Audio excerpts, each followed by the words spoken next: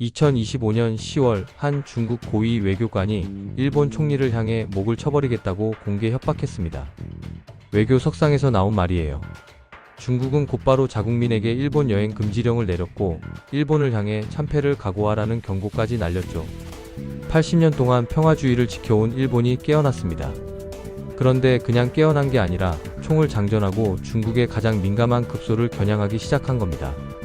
도대체 평화주의 국가 일본에 무슨 일이 있었던 건지, 왜 전 세계가 긴장하고 있는지, 그리고 이 두 나라가 어떻게 될지 차근차근 살펴보겠습니다.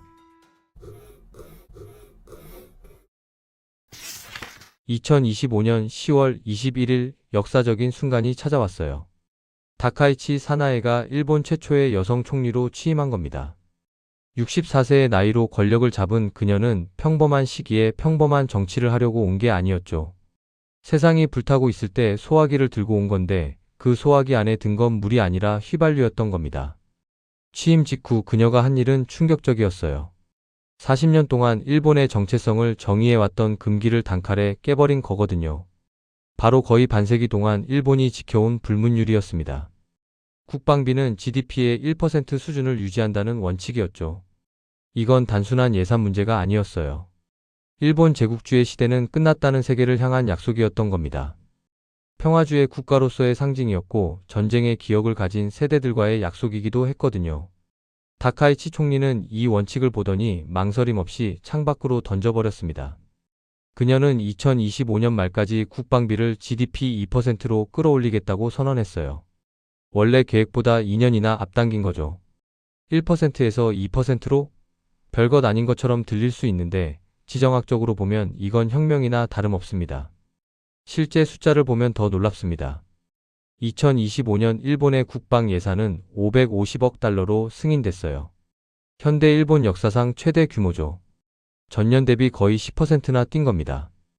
여기에 해양경비대 같은 관련 보안 비용까지 합치면 총액이 620억 달러를 넘어서거든요.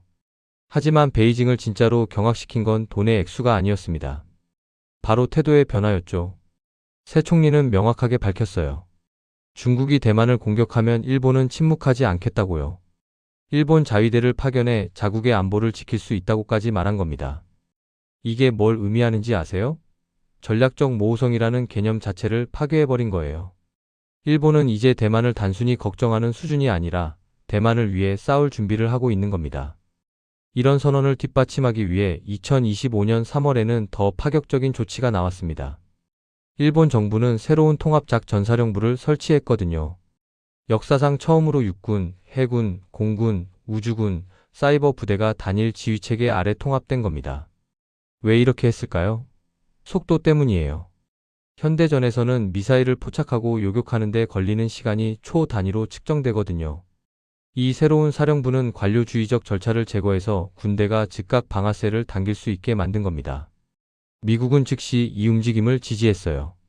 워싱턴은 주일미군을 합동군 사령부로 격상시켜서 미국의 시스템을 도쿄의 새 작전실과 직접 통합시켰죠. 메시지는 명확했습니다. 일본을 치면 미국을 치는 거다. 이제 두 나라 군대는 사실상 하나의 뇌를 공유하게 된 셈이거든요. 그렇다면 일본은 이제 실제로 어떤 무기를 손에 넣고 있을까요? 70년 동안 일본의 군대는 철저히 방어적이었습니다. 방패는 있었지만 칼은 없었던 거죠. 그 시대가 끝났어요. 일본은 이제 최선의 방어는 적이 미사일을 발사하기 전에 그들의 기지를 타격할 수 있는 능력이라고 판단한 겁니다. 획기적인 거래가 성사됐죠. 일본이 미국으로부터 토마호크 순항미사일 400발을 구매하기로 한 겁니다. 이건 방어용 무기가 아니에요. 1600km 이상, 그러니까 1000마일 이상 떨어진 목표물을 타격할 수 있는 장거리 공격 무기거든요. 중국 해안의 군사기지, 보급 거점, 지휘본부가 모두 일본의 사정거리 안에 들어오게 된 겁니다.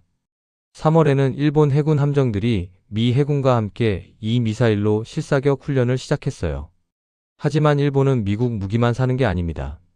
자체적으로 괴물 같은 무기를 만들고 있거든요. 국산 12식 미사일을 업그레이드하고 있는데 원래는 단거리 대함 무기였던 이것을 1000km 이상 날아갈 수 있게 재설계하고 있어요. 이 미사일들은 제1도련선 전역, 그러니까 일본 본토에서 대만까지 이어지는 섬들 곳곳에 배치될 이동식 트럭에 장착될 겁니다. 이 트럭들은 발사하고 이동하고 숨고 다시 발사할 수 있죠. 일본 열도 전체가 중국 해안을 향한 거대한 미사일 고슴도치로 변하는 셈이에요. 일본은 차세대 전쟁 기술인 극초음속 무기 개발에도 나섰습니다. 요격이 거의 불가능한 극초음속 활공체를 연구하고 있거든요. 일본이 이 모든 걸 혼자 하는 건 아니에요. 쿼드 동맹을 통해 인도, 호주와 유대를 강화하고 있고 필리핀과도 방위협정을 체결했죠. 중국 주변의 안보 다이아몬드를 만들어가고 있는 겁니다. 그런데 왜 갑자기 이렇게 공격적으로 변한 걸까요? 80년간의 평화를 왜 던져버리는 거죠? 도쿄가 깨달은 무서운 진실이 있기 때문입니다. 그 평화는 환상이었다는 거예요. 일본은 지금 3마리의 핵무장 늑대에게 포위돼 있거든요. 중국, 러시아, 그리고 북한이죠. 이 세 나라 중에서도 중국과의 긴장은 단순히 지도나 선 문제가 아닙니다. 이건 피해 문제예요. 아물지 않은 오래된 상처거든요. 베이징에서 뿜어져 나오는 분노를 이해하려면 1930년대로 돌아가야 해요. 당시 일본은 지금 우리가 아는 애니메이션과 기술의 평화로운 나라가 아니었죠. 공격적인 제국이었습니다. 1937년 루고우차오 사건이 잔혹한 전쟁의 불씨가 됐어요. 일본군은 베이징, 상하이, 난징을 점령했고 난징 대학살은 인류 역사상 가장 어두운 장 중 하나로 남아있죠. 역사가들은 6주 동안 10만 명 이상의 민간인이 살해됐다고 추정합니다. 생체 실험을 자행했던 비밀 생화학전 부대 731부대의 끔찍한 만행은 중국의 집단 기억 속에 깊이 각인돼 있어요. 이 역사가 바로 오늘날까지도 중국 민족주의가 복수에 대한 열망으로 가득한 이유거든요. 그 증거는 최근까지도 계속 나타나고 있습니다. 2024년에 10살 일본 어린이가 중국에서 칼에 찔려 사망한 사건이 있었어요. 그게 하필이면 민감한 추모일에 일어났죠. 이런 비극적 사건은 많은 이들의 마음속에서 전쟁이 결코 끝나지 않았다는 걸 상기시켜줍니다. 오늘날 중국은 이런 역사적 분노를 세계에서 가장 빠르게 성장하는 해군력으로 표출하고 있어요. 불과 몇 년 만에 중국이 함대에 추가한 군함 수가 인도, 호주, 프랑스, 영국 해군을 전부 합친 것보다 많거든요. 전자기 사출기를 장착한 슈퍼 항모 푸젠함을 공개했는데 이 장치는 중무장한 전투기에 전투폭탄을 가득 실은 상태로 발진시킬 수 있어서 태평양 깊숙이까지 전력을 투사할 수 있죠. 2012년부터 중국은 이 힘을 이용해 센카쿠 열도를 압박해왔습니다. 중국은 이 섬들을 자오이다오라고 부르는데 처음엔 가끔 어선들이 나타나는 정도였던 게 이제는 매일 벌어지는 포위 작전으로 변했어요. 미국 구축함보다 큰 거대한 중국 해안경비대 선박들이 매일같이 이 해역을 순찰하면서 일본의 주권에 도전하고 있죠. 2024년 말에는 중국이 30년 만에 최대 규모의 군사훈련을 실시했는데 군함 90척과 항공기 100대를 동원해서 일본 봉쇄 연습을 한 겁니다. 도쿄가 받은 메시지는 명확했어요. 우리는 너희 장례식을 리허설하고 있다는 거죠. 중국이 남쪽의 불이라면 러시아는 북쪽의 얼음입니다. 많은 사람들이 잊고 있는 사실인데 일본과 러시아는 기술적으로 제2차 세계대전을 아직 끝내지 않았어요. 쿠릴 열도 분쟁 때문에 평화 조약을 맺지 못한 거거든요. 일본에서는 이 섬들을 북방영토라고 부르는데 홋카이도 해안 바로 앞에 있죠. 수십 년 동안 이건 동결된 갈등이었습니다. 하지만 러시아가 2022년 우크라이나를 침공했을 때 일본은 확고하게 서방 편에 섰어요. 푸틴은 즉각 보복했죠. 러시아는 평화 협상이 끝났다고 선언했고 일본 어선들을 금지시키고 쿠릴 열도를 요새로 만들기 시작했습니다. 모스크바는 첨단 S-300V4 미사일 시스템을 섬에 배치했는데 이건 어선을 막으려고 설치한 게 아니에요. 일본의 비싼 F-35 스텔스 전투기를 추적하고 격추하기 위해 설계된 거거든요. 러시아와 중국 폭격기들은 이제 합동 순찰을 하면서 일본 열도 전체를 선회하고 있습니다. 러시아 잠수함은 북쪽에 숨어 있고 중국 구축함은 남쪽을 순찰하죠. 하지만 가장 위험한 위협은 가장 큰 군대가 아니라 가장 예측 불가능한 나라입니다. 바로 북한이죠. 북한은 일본을 그냥 싫어하는 게 아니에요. 일본 도시들을 핵 목표물로 적극적으로 지목하고 있거든요. 평양은 현재 약 50개의 핵탄두를 보유하고 있는 것으로 추정됩니다. 결정적으로 그들은 핵탄두를 미사일에 장착할 수 있을 만큼 소형화하는 데 성공했어요. 일본 어디든 타격할 수 있는 노동 미사일을 수백 발 가지고 있죠. 심지어 해군 항구를 파괴하기 위한 방사능 쓰나미를 만들도록 설계된 수중 핵 드론까지 공개했어요. 그리고 이제 북한은 러시아를 돕기 위해 병력과 무기를 보냈는데 이는 일본의 문턱에서 독재 국가들의 삼각 동맹이 굳어지고 있다는 걸 의미합니다. 지정학적 체스판이 냉전 이후 어느 때보다 빠르게 움직이고 있어요.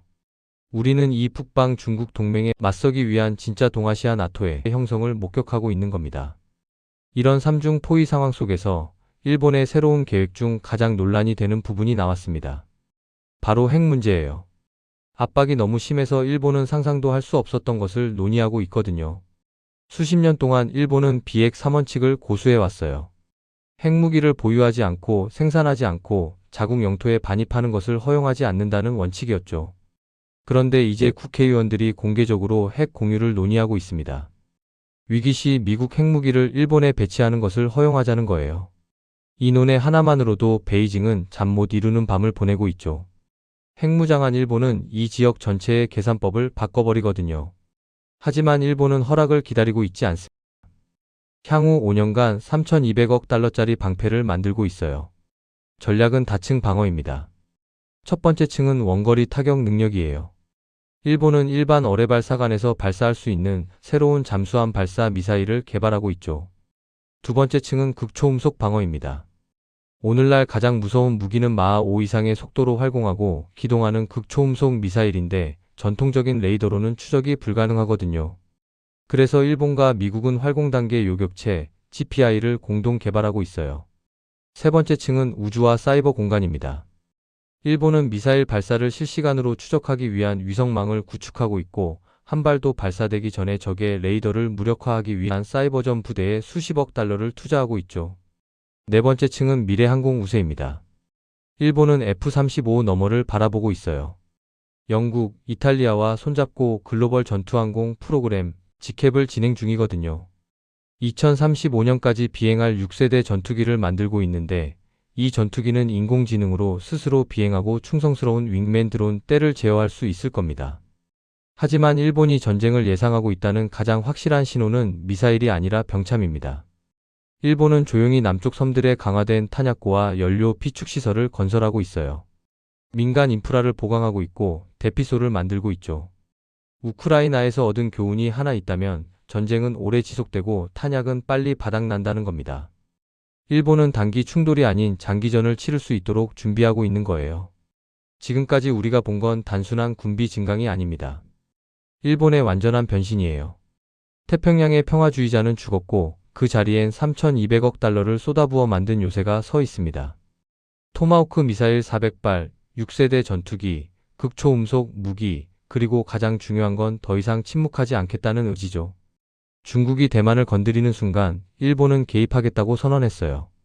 80년 만에 처음으로 일본은 세상에 말하고 있습니다. 평화는 희망으로 지켜지는 게 아니라 화력으로 지켜진다고요.